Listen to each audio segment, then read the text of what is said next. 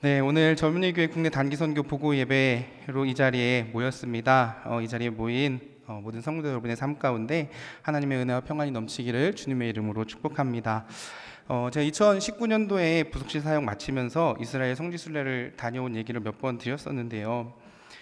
이 이스라엘 성지순례를 가서 참 재미있는 현상을 봤습니다. 저희가 월요일날 출발해서 월요일 오후에 도착을 했는데 그 도착할 당시에는 날씨가 아주 화창했습니다. 이렇게 가시거리도 좋았고 너무나 모든 것이 너무 좋았습니다. 그렇게 첫째 날 일정을 마치고 둘째 날 이제 숙소를 나와서 일정을 시작하는데 둘째 날 두 번째 일정이 그 갈멜산에 올라가는 일정이었어요. 그래서 이제 버스를 타고 갈멜산에 올라갔는데 사실 좀 실망을 많이 했습니다. 왜냐하면 주변을 딱 둘러봤는데 희뿌옇고 뭔가 제대로 보이지 않는 느낌이 많이 들었습니다. 그래서 속으로 생각하기에 역시 사막 지역이라 광야라 이곳에 미세먼지가 많구나라고 생각을 했어요. 그러났는데 당시 가이드로 이스라엘 일정에 동행해 주셨던 이익상 목사님이 그 현상에 대해서 설명을 해 주셨습니다. 주변이 희뿌옇게 보이는 이유는 미세먼지 때문이 아니라 공중에 떠 있는 습기 때문이다라고 설명을 해 주셨습니다. 혹시 사진 좀 띄워 주실 수 있으실까요? 네. 이렇게 희뿌연 상황에서 이렇게 보니까 미세먼지가 우리나라만큼 심하구나라고 생각을 했습니다. 그런데 이익상 목사님께서 습기 때문이다라고 설명을 해주셨어요. 이스라엘은 건기와 우기가 있는 곳입니다. 그렇다 보니 이 우기가 끝나고 건기가 시작되는 4월경부터 9월까지는 전혀 비를 기대할 수가 없습니다. 이스라엘의 여름은 계속되는 더위가 이어집니다. 그런데 이 여름에도 이스라엘에는 농사가 된다라는 겁니다. 왜 농사가 되느냐? 이 공기 중에 있는 습기 때문에 여름에도 농사를 지을 수 있다라는 겁니다. 새벽이 되면 이 습기가 모여 이슬로 맺히고 그 이슬이 땅을 적시고 그 땅을 적신 그 물기가 그 작물들을 자라게 한다라는 거였습니다. 그런데 오늘 말씀을 묵상하다가 이 이슬에 대한 말씀을 쭉 묵상을 하다가 이 말씀의 의미를 통해 소망과 함께 하나님의 은혜를 좀 발견하게 됐어요. 본문 3절을 우리가 다시 함께 좀 읽도록 하겠습니다. 같이 읽습니다. 시작. 주의 권능의 날에 주의 백성이 거룩한 옷을 입고 즐거이 헌신하니 새벽 이슬 같은 주의 청년들이 주께 나오는도다. 아멘. 말씀의 의미를 확인해 보면서 한 가지 중요한 것을 발견했습니다. 오늘 본문에 등장하는 이 새벽 이슬의 의미가 우리가 기존에 알고 있던 의미와 조금 다른 해석을 가지고 있었기 때문입니다. 보통 우리가 이 본문을 읽으면서 해석하는 이 이슬의 의미는 깨끗함, 생명, 순수함 등을 생각하지만 오늘 본문에 등장하는 이슬의 의미는 이것과는 좀 다른 의미였습니다.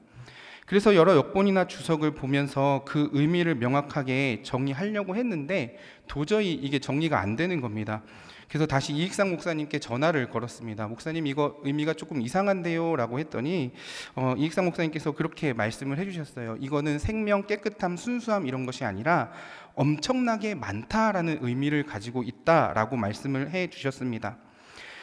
이런 현상을 생각해 보시면 좋을 것 같아요. 밤에 잠자리에 누울 때까지만 해도 비가 왔거나 비가 온다거나 하는 예보가 없었는데 아침에 눈을 떠보니 소나무 끝에 아주 예쁘게 물방울이 맺혀 있는 겁니다. 우리는 이것을 보면서 무엇을 생각할 수 있습니까? 신기하다고 생각할 수도 있지만 다른 한편으로 생각해 보면 이 물방울이 눈에 보이지는 않지만 여전히 우리 삶 주변에 있구나라는 것을 생각할 수 있습니다. 생각하고 기대할 수 없는 순간에도 여전히 그곳에 그 습기가, 그 이슬방울이 여전히 있다라는 것을 이야기하고 있는 겁니다. 사실 올해 저희가 그 젊은이 교회에서 그 단기 선교팀을 모집할 때 제가 마음이 상당히 어려웠습니다. 모집을 시작하고 사람들이 모이지가 않아서 이러다가는 선교를 못 가겠는데 라는 생각을 했어요. 그런데 날짜가 점점 다가오면서 마감 기일이 되면서 청년들이 다시금 자기 자리에서 헌신하겠다고 신청하고 해서 저희가 이렇게 단기 선교를 다녀올 수 있게 됐습니다. 그래서 올해도 저희 청년들은 우리 교회 교육부 3개 부서와 정선, 원주, 철원, 춘천에서 교회들을 돕기 위해 이슬처럼 모였습니다. 굉장히 많이, 엄청나게 많은 그런 인원들이 모여서 다시 하나님의 일들을 감당한 겁니다. 근데 이 모습을 보면서 얼마나 감사한 일인지 모릅니다. 또 얼마나 하나님의 은혜가 큰지 모릅니다. 하나님은 하나님의 때에 하나님의 사람들을 부르고 모으셔서 하나님의 일을 하고 계신데, 우리 교회가 또 우리 청년들이 그 부르심에 응답할 수 있는 것, 또 그렇게 이슬처럼 모여서 많은 청년들이 하나님의 일을 감당할 수 있었다라는 것이 얼마나 큰 은혜로 다가왔는지 모릅니다. 오늘날 우리가 살아가는 시대를 바라보며 많은 사람들이 복음 전도가 어렵다고 이야기를 하고요, 청년들이 없는 시대라고 이야기를 합니다. 하지만 올해도 젊은이 교회 청년들 80여 명이 하나님의 부름에 응답해서 모였다라는 거예요. 없는 것 같았는데 이 친구들이 모여서 하나님의 일을 감당했다라는 겁니다. 이 모습을 보면서 저는 우리 교회에 여전히 희망이 있고 소망이 있다는 것을 다시 한번 경험하게 됐습니다. 그런데 이러한 소망이요, 여기에서 그치지 않았습니다. 복음의 씨앗이 세상 가운데 뿌려졌고, 단기 선교를 통해 우리가 세상에 뿌린 씨앗이 하나님의 때에 열매를 맺고 있었습니다. 또 다른 하나님의 청년들이 일어났기 때문입니다. 제가 올해도 어김없이 선교 현장을 이렇게 다녔습니다. 철원도 가고 정선도 가고 원주도 가고 춘천 지역도 다니고 다 했는데요.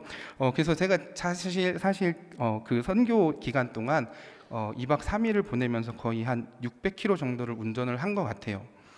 철원으로 정선으로 원주로 정신없이 다녔습니다. 그런데 그렇게 정신없이 다니고 장거리 운전을 하고 교회에서 진행되는 일정들 소화하고 이렇게 진행을 하면서 여러 교회를 다니다가 교회에서 그 담임 목사님이 전해주시는 이야기를 들으면서 제가 너무나도 감동이 됐습니다. 어느 교회에 갔더니 그 교회 담임 목사님께서 말씀해 주시기를, 단기 선교 팀원들을 본 아이들이 마치 연예인 본 것 마냥 너무 신나하고 환호성을 질렀다고 막 이야기를 해주시면서 너무 신나서 얘기를 해주시는 거예요. 역시 아이들이 선생님들 오니까 너무 좋아한다고. 그리고 또 어느 한 교회에 갔더니 목사님이 이렇게 이야기를 해주십니다. 드디어 춘천중앙교회 단기 선교팀을 통해 성경학교를 경험했던 아이들 중에 청년이 생깁니다. 저희 교회에도 그 성경학교를 통해 컸던 청년이 이제 교사로 옵니다. 이렇게 이야기를 하는 겁니다. 그동안 아이들만 있던 교회에 아이들과 함께 해줄 청년이 생긴 것에 대해서 굉장히 기뻐하시면서 이야기를 해주셨어요. 청년들이 열심히 씨를 뿌렸더니 교회라는 나뭇잎에 이슬이 한 방울 한 방울 맺혀져 가고 있는 것을 보게 된 겁니다. 이 이야기를 듣는데 저도 모르게 꿈이 생기게 됐어요. 이 아이가, 이 청년이 앞으로 더 잘 자라서 이슬과 같은 청년이 되었으면 좋겠다라는 꿈을 꾸었습니다. 그리고 이 청년을 통해 다시 새로운 씨앗이 뿌려지고 또 다른 이슬이 맺혀지고 그것을 통해 그 교회가 잘 성장했으면 좋겠다라는 소망이 생겼습니다. 아무것도 없어 보이는 땅에 하룻밤이 지나면 이슬이 맺히듯 희망이 없어 보이는 이때에 하나님은 우리 교회를 통해 이슬 같은 청년들을 불러 모으셨고, 이들을 통해 광야에 생명의 물이 흐르게 하여 열매를 맺게 하셨다라는 겁니다. 이것이 얼마나 큰 은혜인지 모릅니다. 기대하지 않았고 기대할 수 없었던 때에 하나님은 하나님의 방법으로 하나님의 일을 하고 계셨던 겁니다. 요즘 주변 교회들을 둘러보면 교육부 사역을 할 수 있는 교회들이 많지 않습니다. 더군다나 청년부가 잘 갖춰진 교회들이 많지 않습니다. 이러한 상황에서 3년 전에 젊은이 교회로 모여 자리를 잡아가고 있는 우리 청년 공동체는 해마다 성장하고 있습니다. 더욱이 감사한 것은 청년들이 단순히 모이기에만 힘쓰는 것이 아니라 모여서 함께 믿음의 삶을 살기 위해 애쓰고 있다는 점입니다.